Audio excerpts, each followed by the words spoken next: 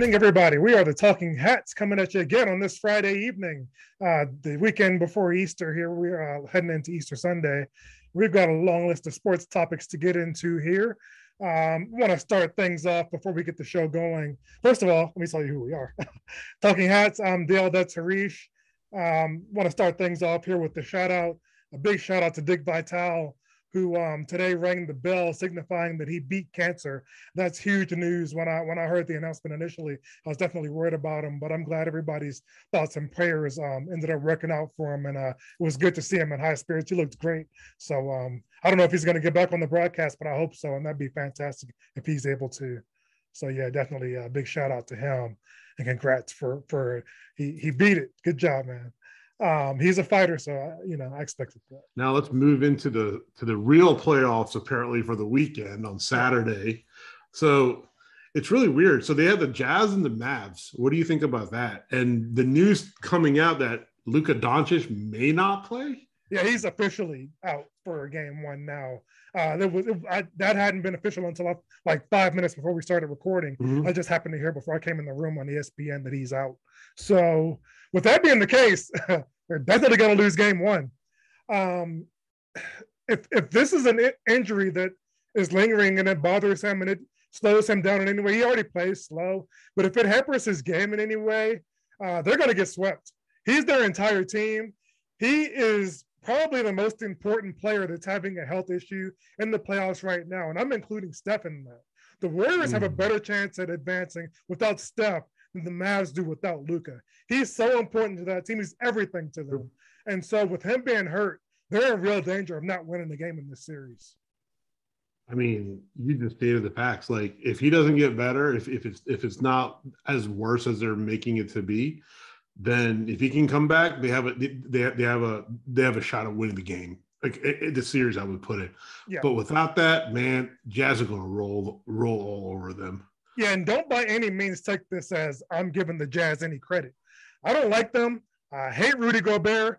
Donovan Mitchell hasn't proven it on the big stage. So I'm not somebody who's a Jazz believer by any means. I think they win this first round series if Luka has the lingering health issues, and then they lose in the next round. They're not a proven playoff team. They don't have the it factor for the playoffs. So that's that. Let's go to Timberwolves and Grizzlies. Timberwolves are dangerous. Anthony Edwards, I was saying, I put this out there on social media earlier today, that if I was going to move on from playoff P and Kawhi, I'd trade both of them for one Anthony Edwards. That dude plays with so much heart.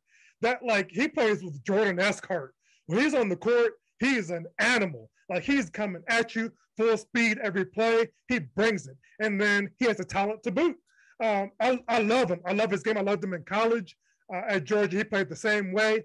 He is Vince Carter, and Vince Carter played with heart. He's Vince Carter with that kind of heart times two. With a guy like that, he puts fear in the heart of a good team like the Grizzlies. He's dangerous. And if Karl Anthony Towns gives anything, like that's a 7-game series. Can Memphis pull it out? Is John Morant, is he going to bring it on the big stage? This is not a series, if I was a betting man, that I'd bet either way on it. It's too hard. It's a tough call. It can go 7, and then in game 7, who knows? Well said.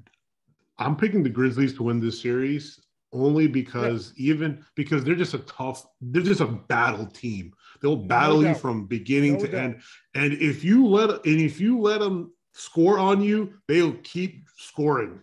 They don't stop. And they'll suffocate you on the defensive end. And the only thing this will be a 7-game series is because the Timberwolves came back from a 20-point deficit in the play-in game. And they're very sneaky. They're a very sneaky team, and they have a lot of heart to come back and to like their fortitude. They'll come, and if you don't guard properly, which is not going to be the case in this situation, but if you don't, is you let loose, they'll come back. They'll chip away, and a 20-point lead can come down to like a 2-point deficit. in a blink of an eye can be a tie game. So the Grizzlies have to take them seriously. They can't say this is a walkover or a pushover game, by no means necessary. But I think the Grizzlies, even without Morant, you gave a great stat over a previous show that they're like 29 and something. I expect them to be playing. The thing is, though, we're playing against Patrick Beverley, who I believe is the player who hurt him. Patrick Beverley is a dirty player. He's my least favorite player in the league. I hate him as a person and a player. He's another person I've never met, but I feel confident in saying that if I did meet him, I'd hate him as a person. I have no respect for him as a human being. I don't think players like him have any place in the league. If there was anything harsher I could say as far as language, I would, but I feel like I pretty much went as low as I can as far as how I feel about him as a player, a person, and everything else. I don't have any respect for him whatsoever. I think I want to see, like, that makes me root for the Grizzlies, kind of knowing that he has the beef with Morant. You mentioned Hart with the Timberwolves. If you put Anthony Edwards, Hart, and Karl Anthony Towns, you've got prime Shaq. The problem is Karl Anthony Towns doesn't have that kind of heart. Yeah. He thinks he's the best shooting big man in history. I don't care about that. I don't want to see your 7-foot butt out there shooting. Get your big butt in the post and dominate in the playoffs. That's what they need out of you. Can he do that? He kind of wilted in their playing game, so I don't know what to expect out of him. If he doesn't bring it, though, guys like Dillon Brooks on the Grizzlies and Jaren Jackson, the Grizzlies, like you said, they're a tough team, and they're full of players with heart. So, I mean, if Towns brings it, that can be a 7-game series, like I said. We'll see where it goes. It'll be a sweep. Yeah, it can be. Absolutely. Now, this is the game of the weekend, I would, in my opinion, and I think you'll agree with me on this. Your Denver Nuggets against the Warriors, the Golden State Warriors. Stepping off tomorrow night. Yes, at 8:00, the primetime game. And we called this in the season, too, that they will play against each other in the playoffs. And to see the maturation of the Nuggets to where they are now, it is amazing to see, because without your starting point guard, without your starting forward, you had a center who they should have just announced he won the MVP. Come on. Can we just announce that the Joker has won the MVP? There's no doubt about it. Come on now. With that kind of level of like heart, grit, and battle tested every game, day in and day out, to play a finesse team, because I think the Golden State Warriors are more of a finesse team. They like to come run you up and down, play little defense when they can clamp you down, because they try to outscore you. That's what the Golden State Warriors have done in the last couple of years. They just try to literally outshoot you and then play like hard defense when they need to. They can't do it with this Denver team. They just can't. It's going to be a 7-game series. It's going to be a great back and forth. And I'm picking Denver to win. I'm picking Denver to win only because Steph Curry with his injury, we don't know how well he's coming back from that knee injury or the ankle injury that he suffered. We don't know how well. It was a foot strain. It was a foot strain. So even with that, you still have to jump off that foot, depending on how severe that foot strain was. Yeah. And he's been playing like all these years, so we don't know if his jerkiness or whatever. And he's kind of frail too. So if he has to, like, if Joker starts setting screens on him and start trying to do a pick and roll or whatever, it's going to take a toll on his body. So you have to see how much that is with Klay Thompson and even with Otto Porter Jr. and all those individual players. I don't think they have that much, I wouldn't say firepower, but that much kind of cohesiveness to beat the Nuggets. I think the Nuggets are just a well put together team. They just have that mindset now that they can beat anybody. And with Joker taking over, he's not going to let this team lose. It's going to be a great battle. And Boogie Cousins, you can't forget Boogie. And it's going to be a great. I mean, in all honesty, out of all the playoff games, this is probably the game I really would love to see. Unfortunately, I have to disagree with everything you said. I'm very disappointed that Jamal Murray hasn't come back. And that disappointment is maybe at this point right now clouding my judgment as to how I feel about the entire team. I'm just so disappointed. I really thought he would be back. I haven't heard any news about him as far as playing in playoff games. Same with Michael Porter Jr. The level of disappointment that I'm feeling about both of those, because I'm telling you, I've seen these dudes warm up before games and they look fine. Like, Jamal Murray actually looks better than when he was completely healthy and playing. His warm-ups are so hard that I don't get why he's not playing. I don't understand what they're doing. I don't get it. Maybe it's because Coach Malone just got extended, so now he feels safe. Maybe he's playing everything safe and overly cautious. But if Steph is, if he has no health issues from his foot in the playoffs, they're going to sweep the Nuggets. This one, no games in this series will be close. I know the Nuggets went to Golden State and beat them during the season, but this is the playoffs. This is different. Golden State's different in the playoffs. Draymond Green healthy, Klay healthy, Steph, if he's healthy, it's different. They're proven. They've been to the mountaintop. This unit has been to the mountaintop. This series is not going to be close if all those guys are healthy. So the only chance, go ahead. Yeah, what I wanted to say is, do you think that that Denver is not showing their cards? Like they know that, like no, Jamal Murray. If they were playing, it would be out there. I mean, if for nothing else, the gamblers have to know that stuff. Vegas would have to know that news. That's true. They were going to play. So have they stated that they're completely out of the game? Like, have they said they're not even playing, or they haven't released that yet? I saw something that was like Murray is. I don't think it said it's been ruled out, but it was something like there's no optimism towards him playing. So I'm just, if there was any inkling that he would play, my mood about all of it would be completely different. I would be right there where you are with thinking that they have a shot.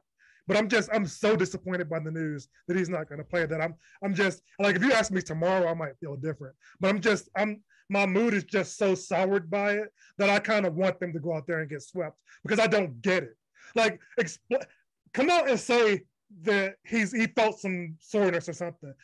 Me seeing what I've seen out of them in their warm-ups, I don't get it, and it hurts that they're not. I'm hurt by the fact that they're not playing. So I kind of want them to lose.